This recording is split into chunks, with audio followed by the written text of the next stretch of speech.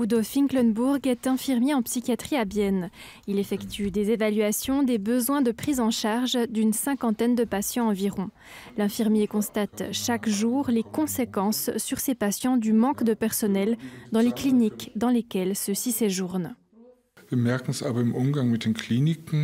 On remarque que nos clients doivent attendre plus longtemps pour entrer en clinique, qu'ils peuvent y rester moins longtemps et qu'ils reviennent nous voir en allant moins bien que ça n'était le cas par le passé. La mairesse de Worben, Manuela Korrer, est présidente de l'Association bernoise des infirmières et infirmiers. Elle critique le Conseil fédéral qui a choisi de lancer l'offensive de formation en soins infirmiers avant de passer concrètement à l'amélioration des conditions de travail du personnel soignant. Car sans ces améliorations, le métier n'est de toute façon pas assez attractif.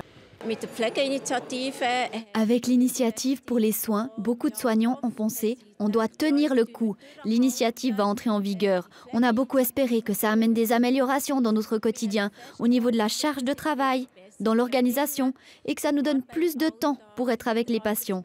Mais ce qu'on voit au quotidien, c'est que ces améliorations ne sont pas encore là.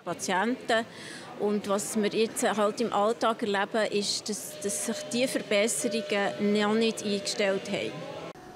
Si les améliorations dans la branche se font attendre, c'est que le processus démocratique prend du temps. Après l'approbation de la loi par le Conseil des États et le Conseil national, il s'agit maintenant de savoir comment elle sera mise en œuvre dans les différents cantons. La nouvelle loi fédérale devrait entrer en vigueur l'été prochain.